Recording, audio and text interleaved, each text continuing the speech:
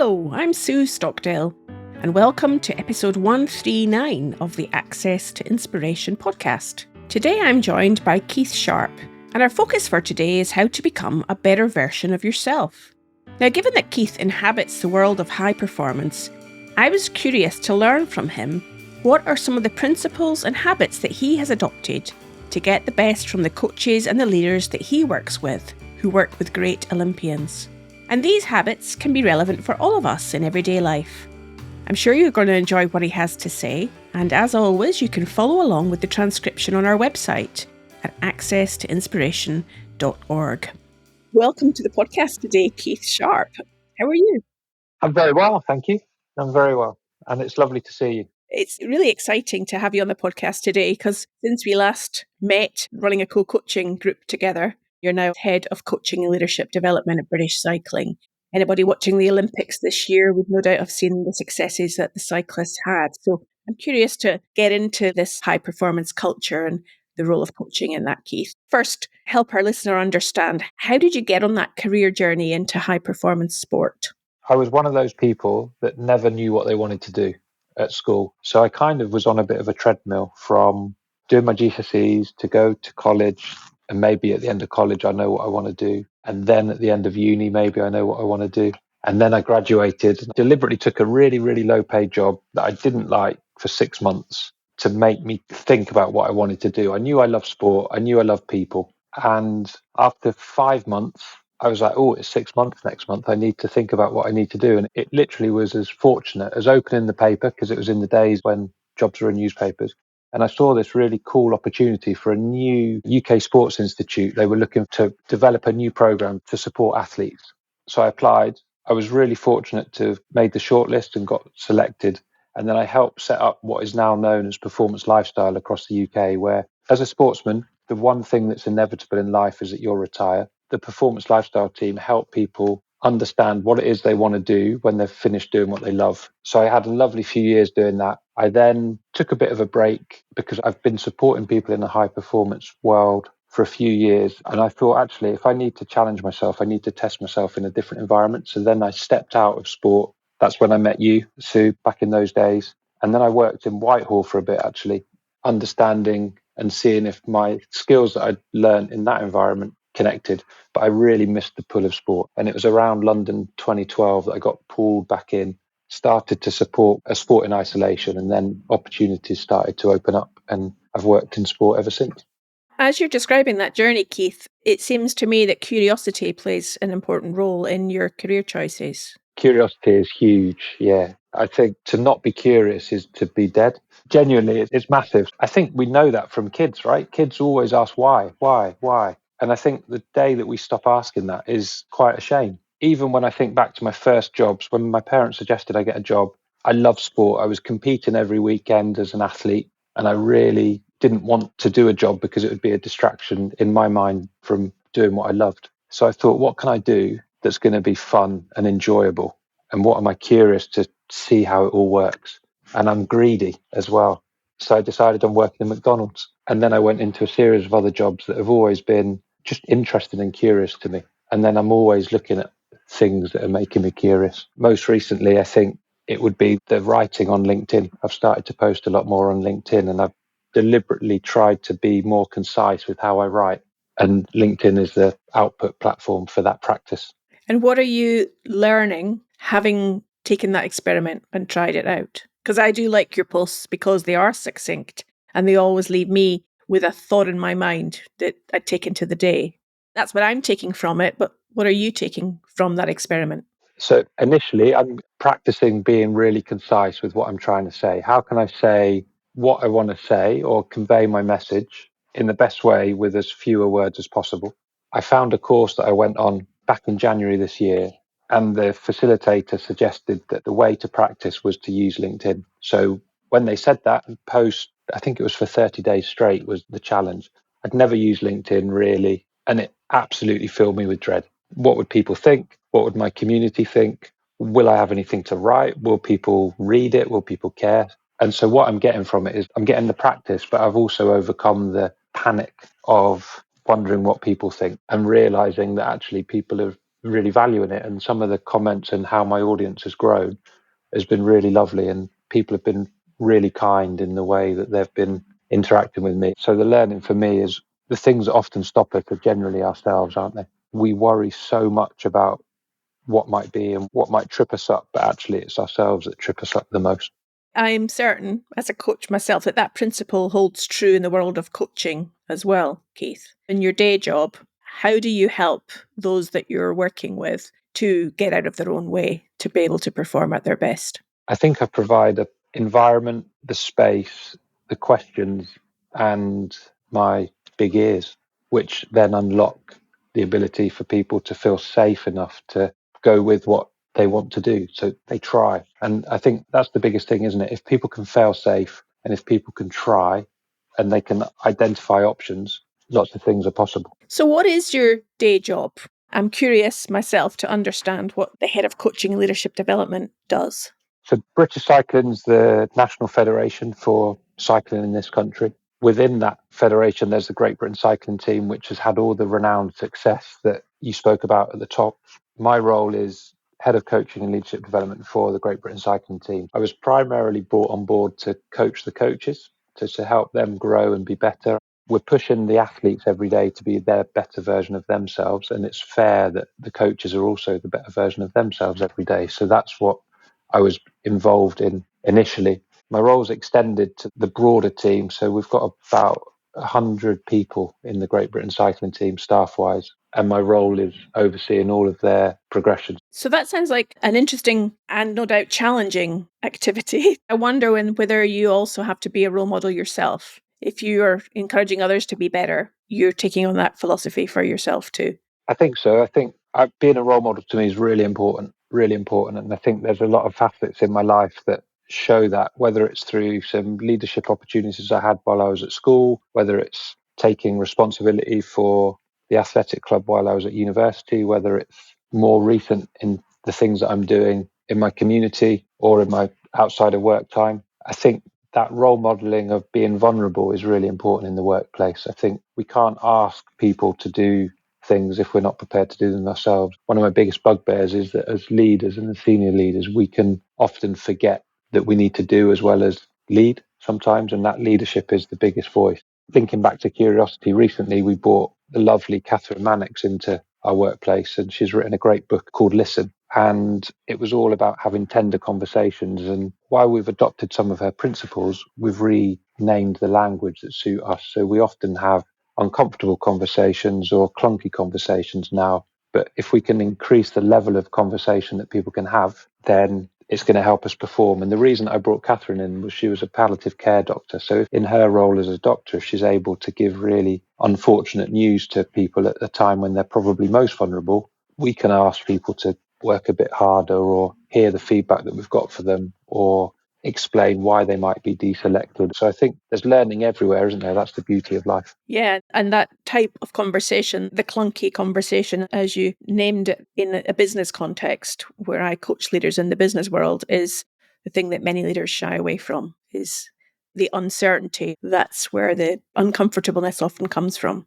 I think I've always had a thing, and I'm starting to describe it now as normalness isn't normal, because the more normality we can bring to the environments and workplaces and to human conversations, it's a win for everyone, isn't it? I think we can pretend work is this or high performance is this, but actually we all carry a story. There's always something in the wings that is tripping us up. My parents at the minute have reached the age where they've been fortunate. They've got old enough to get that diagnosis of various stuff that's going to be life limiting, but that then plays out for me and the support that I need to provide for them. Yeah, it's really interesting that we're all carrying a story, and to normalize that rather than to hide away from that is really important. Something that's really cool for us that I'm really proud of in a work situation is a little card that we've created, and it's got 3 words on, basically. I've borrowed the idea from what 3 words, and everyone in our team has got 3 words. So my words are playful, quiet, and fresh.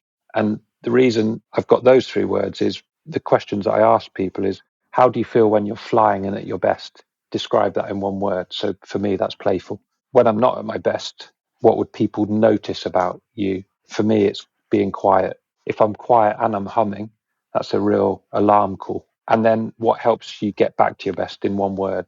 And that would be for me fresh. So that's fresh air from a run, a ride, a walk with someone, whatever it might be, but it's not being inside. And those three words have really helped shape relationships. They've also helped shape strategy. They've helped shape lots of stuff. Such a simple idea has helped create more normalness within the environment, which is awesome. I love that. And I'm sure our listener will be experimenting themselves in how they can take that philosophy into their life and their work too. And if you're enjoying this conversation with Keith, then you can help us to keep producing more high quality podcast episodes. Because although this podcast is free to listen to, it's not free to make. And we put our own money into this venture because we want to bring more inspiration to the world. If you click on the Buy Me a Coffee link on the show notes, then you can do that. You can support us, and I can enjoy that coffee when producing other episodes, knowing that you have appreciated the interviews that we broadcast. Now back to Keith. Given that the high performance environment that certainly we see on the television in terms of sport, it's win or lose, all or nothing, how do you then support the coaches to support the athletes to accept failure as well as success? I'm not sure if you've used the word failure deliberately there to trigger me, but I don't think there is failure. I think there's only learning, and we can do our best and we can choose excellence, and performance is the consequence. So how we navigate every day, we can choose how we want to be, how we want to respond to situations, how we approach situations. And if we choose a certain way, the consequence will be performance, in my mind. How do we deal with failure? We're in a big process at the minute of understanding what the performance is at the Olympics and Paralympics. And the question isn't, did we win or did we fail? It's, what can we learn from this context? What can we understand? We were hoping to do this. This worked on some levels. This didn't work on other levels, but let's understand it. We're not looking to blame or finger point. We're looking to understand so that we can be in a stronger position next time. I think if we think of failure and that self-talk that can have, it can really limit where we want to go and how we want to be as people. So I'm also wondering, in that sense, Keith, there's consequence. Funding, for example, is one consequence. A team or a sport not doing as well as they hoped. The same in business. Profits are down, people make a loss, redundancies, whatever it is, there's a consequence, which is sometimes, again, what people shy away from or find difficult to handle. When there is an outcome in a sporting context that is not what was hoped for or expected, how do you also help people to bounce back? Because if they've put all of this effort into trying to do their best on a given day, take the Olympics as an example, and it doesn't work out as one had hoped, how do the coaches and how do you help the coaches to support those people who are in that situation? It's a great question, Sue. I think it relates a lot to this normalness. If someone really close to you that you really love is going through a tough time and it hasn't quite happened or isn't the best scenario, how would you best support them? Would you shout? Would you point fingers and would you isolate? Or would you call them in, support, and potentially even hug and show some affection towards them? You'd probably go down that angle. And exactly that in a work situation for me is giving people the space, listening to people, supporting them, letting them express how they feel and how it was for them. We've had some examples even at the games this year where a coach had done everything they could have done to get to a point of performance, and the performance didn't quite happen. But at that point, the riders were in the race. The coach can't influence that when they're in that situation, but they'd done as much as they could. They'd invested as many years in that preparation. And in that moment, it's looking out for the human as a coach, as well as the riders that are maybe disappointed too. I think not hiding from the fact that disappointment is part of life and we can learn from it and grow. But the worst thing for me, and I think this is the environment that I came into and when I first got the job, was there was a real fear that if you didn't win, you might get the sack. And I remember an incident 3 months into my job where I openly shared a message with the team and said, look, please hit me with feedback. I've been here 3 months. You might love what you've seen. You might hate what you've seen, but give me some feedback to help me know how I'm getting on. I'd really welcome that. And the first message I got back from someone was from a coach. And they said, are you sure we can tell you what we really think? There won't be repercussions. And I was like, there's no repercussions because the only repercussion is that I'm going to learn and hopefully be better serving you. So I think always come from a place of unconditional support high challenge, high support, and it can be a real success. Such an important learning. Given that you are helping leaders to develop, what are you hoping to develop leaders into? Because these days we often have role models of leaders who are the heroic leaders, the loud leaders, the leaders that are charismatic. And I also think there are other types of leaders, and I'm curious to know what makes a great leader for you, Keith, in terms of what you're developing. I think it's being authentic. Some leaders may be authentic and be that heroic out front leader. I think understanding that you can lead from any position. Some of my coaches have recently been on a course where they were learning from horses and how to lead, and that might be leading from the front, leading from the side, leading from the back. There's different positions that you can lead in. Leadership isn't a one size fits all model, and working out and understanding what's most authentic for that person in their leadership role is the most important thing. The only slight add-on to that is we generally have two ears and one mouth. And I think the ability to listen over talking is so much more important. And I'll come back to that importance of listening in a moment or two, Keith. First, I want to just turn our attention to the role of inspiration. Given this is the Access to Inspiration podcast, and one of the things that we want to create is that pool energy so that people feel inspired to want to do something rather than pushed into changing. I'm wondering what role inspiration plays in your work. Inspiration is that curiosity for me. I really get inspired by high performance. The other day in the office, came out of a meeting room and some of our recent Olympic champions were there, and it's lovely. I'm so privileged to be able to know the people behind the medals. I think that's a really cool thing, and the stories. So high performance inspires me, but it's the people and the potential that people have that inspire me. And I remember Ken Robinson on his TED talk that I think all the world has probably seen, or virtually all the world. He spoke about Shakespeare having an English teacher. And that really resonates with me. I'm just a small boy from a town in Essex that has managed to navigate his way to where I am. We all come from somewhere and we can all go to somewhere. And I think that's the thing, that we've all got that inspiration. So I would really encourage people to trust themselves. I think really embrace curiosity, be playful, understand why, and then also ask people things, ask people for feedback without getting cross when it's maybe not what you want to hear back. And ask people for support as well, because I genuinely think more people are up for supporting you than knocking you down. And where do you get your inspiration from, Keith? Who inspires you? Or you were mentioning there that a program that your coaches went on and you picked some learning from that. I'm imagining you have to keep at the forefront of developments. I'm just wondering where you get your inspiration from. I think I'm always looking out for high performance, but I also like to look in non-obvious places. If I wasn't in the Great Britain cycling team, I think I'd look to think, who does high performance well? The Great Britain cycling team. But there's numerous examples where high performance happens and it's invisible. It might be the local food bank. It might be local hairdressers or whatever. It could be a great restaurant showing great customer service. Because for me, inspiration comes from people passionate about what they're doing and doing it really well. Well, I certainly agree with what you're saying there. Having the privilege to have conversations on this podcast, I love getting to the essence of somebody when their passion shows up in the conversation that we have together. I think that's magic. Turning our attention then, Keith, to the 2 ears and one mouth that you mentioned a moment ago. How do you use that philosophy outside of work? So about 3 years ago now, I started to volunteer with the Samaritans as a listener. There was a few reasons why I did that. Initially, it's something I learned about maybe 20 years ago, and I'd never had time in my life because of being either traveling or living abroad or just not being based in one place enough of the time to have the time to commit to it. I was always curious. I'd heard that their training and their support was fantastic. So I was interested to see what I could borrow from that environment and put into my work environment. And then thirdly, I feel it's really important to give back to the community that you're in. So I wanted to do something like that. And being able to listen at the end of the phones, not knowing who's going to call up, how we're going to help, and just being an ear for people is a really powerful thing. And you see the rawness, I guess, of the power of listening just in the shifts that I do. It's a really powerful thing to use silence more to help the conversation flow.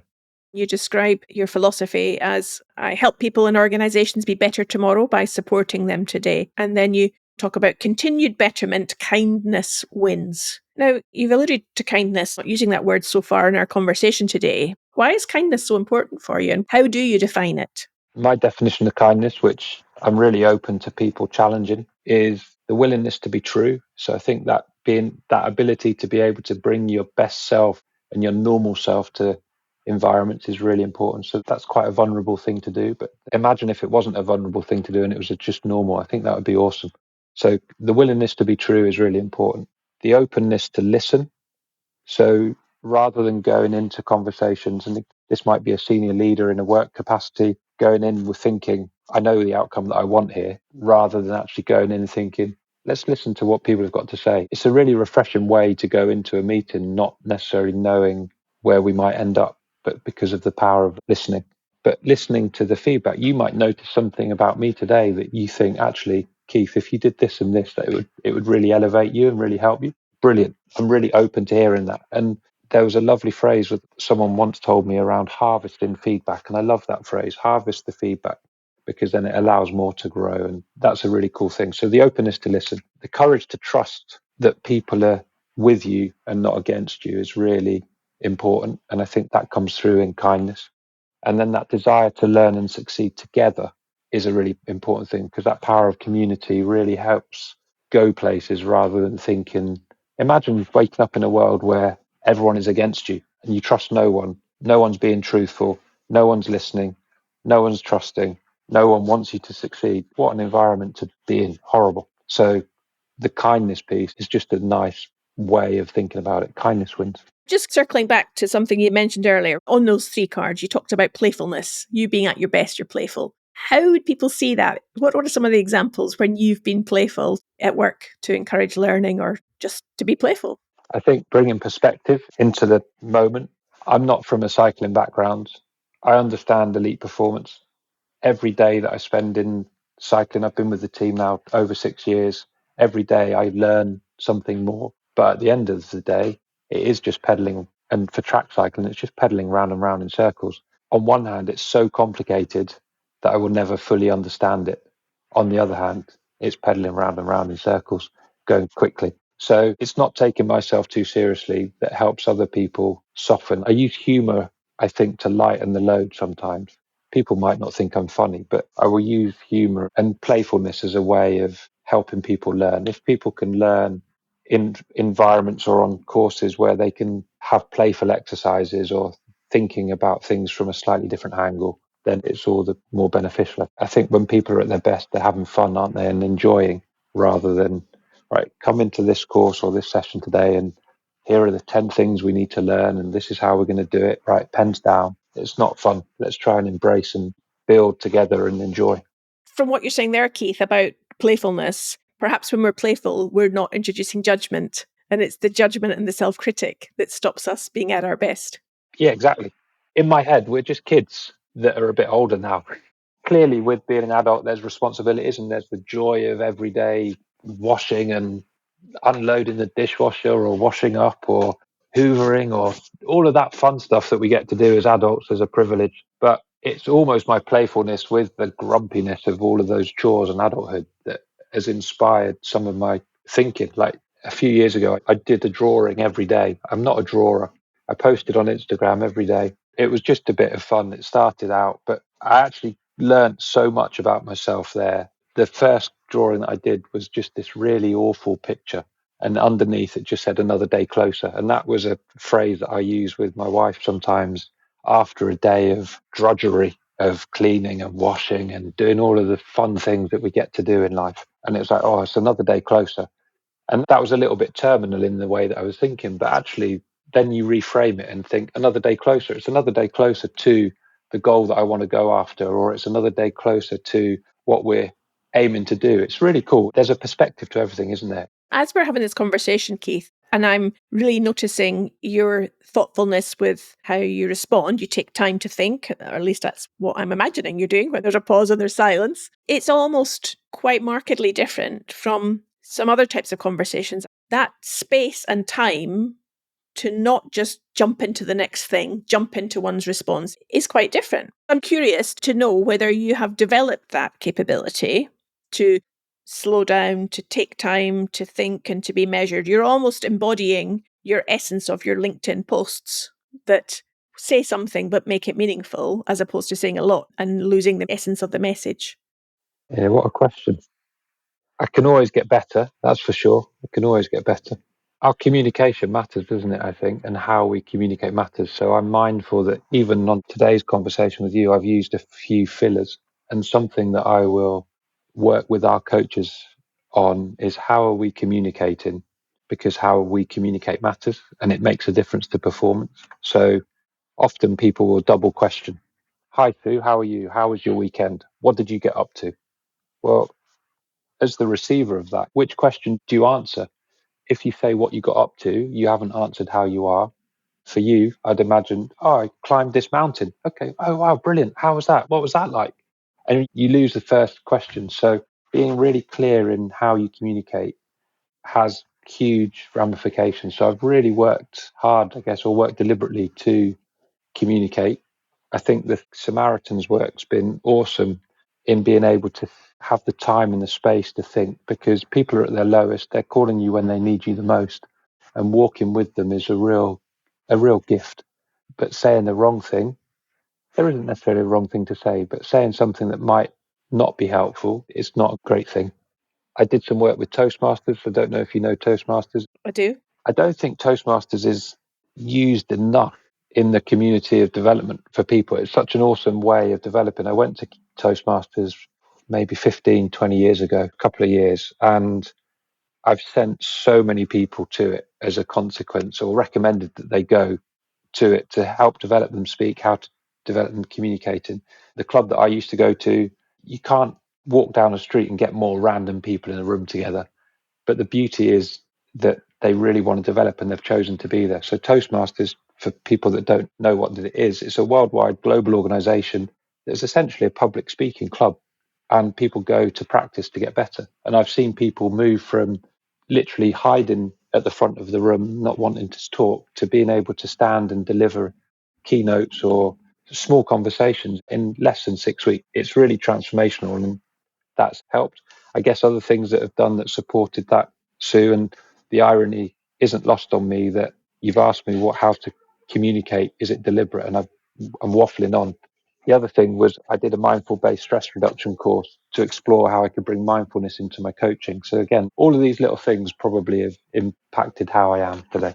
It's fascinating to get that insight as to how you've developed that skill, and maybe something for our listener to contemplate themselves. I'm just going to finally turn to the other outside of work activity, because who would have imagined that you would have co-founded a community beer club? What's that all about? I live in a lovely Yorkshire village, but it's quite a long village off of a road. And there's the pub in the village, like a lot of pubs up and down the country in the UK. When I moved into the village, it wasn't open. So I was new to the village. There was no pub. There's a village hall right next door to my house. And I thought, wouldn't it be wonderful if we could get some local brewery to come in, help us with the beer, maybe get a local food truck into the car park, and then we just put it out and see if people come. And fortunately, people have come and they love it. And we do it 4 times a year.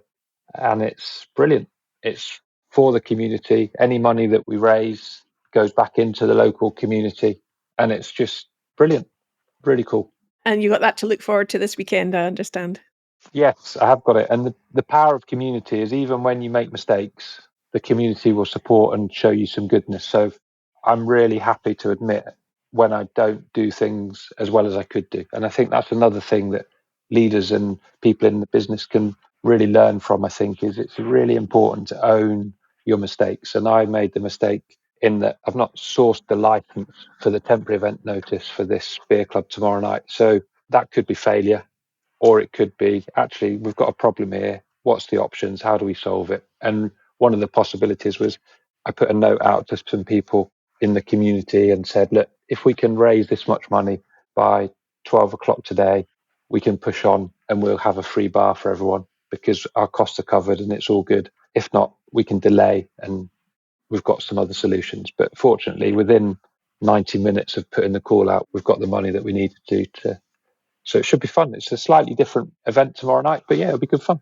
Sounds like a lovely way to relax 4 times a year and enjoy the sense of community away from the workplace with a different group of people. So if continuous improvement is at core of what's important to you, Keith, what's next for you? What's your next challenge that you're setting yourself? The writing on LinkedIn is something that I promised myself I would do for a year and then reevaluate after a year. So I currently write every day on LinkedIn. And if any of your followers want to look me up, that's where they can find me. I'm really happy to engage and hear what people thought of even this conversation. I'd be really welcome to feedback on that. The writing on LinkedIn is something I've just about to embark on being a mentor with Samaritans as well. So basically what that means is for new people coming into the volunteering and the listening, that they have a mentor after a first little bit of training. So I will help them get comfortable enough to take calls. We don't put anyone on the calls that isn't comfortable and ready and feeling confident. So that's something that I'm really looking forward to.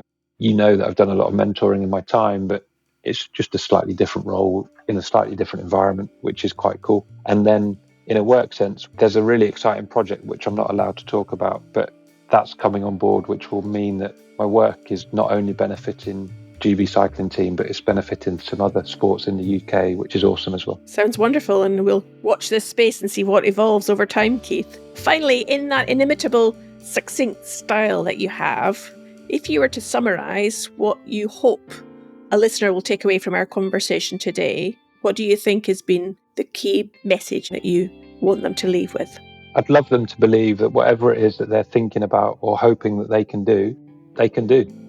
Trust yourself. You can do it. You can fluff your feathers and you can give it a go. And if you're not sure, you can always ask someone for some help on that journey to get you kick-started. And that might be a friend, a family member, or a professional coach, or whoever it might be. But yeah, trust yourself, back yourself, and most importantly, seek out stuff that makes you have fun.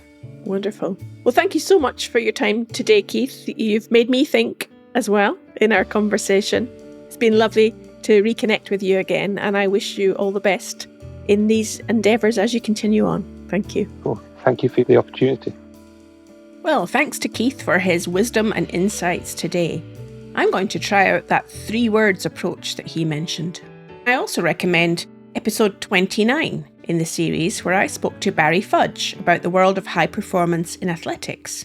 And you also might enjoy episode 62, where Janine Canham draws parallels about leadership in business and being an endurance athlete. We now have more than 130 episodes, ranging from business and sports to the arts and social change. And you can listen to them all if you head on over to accesstoinspiration.org. Finally, please just share this episode with one other person that you think would appreciate listening to it. That way you can help us to reach new people and to continue changing the world one story at a time.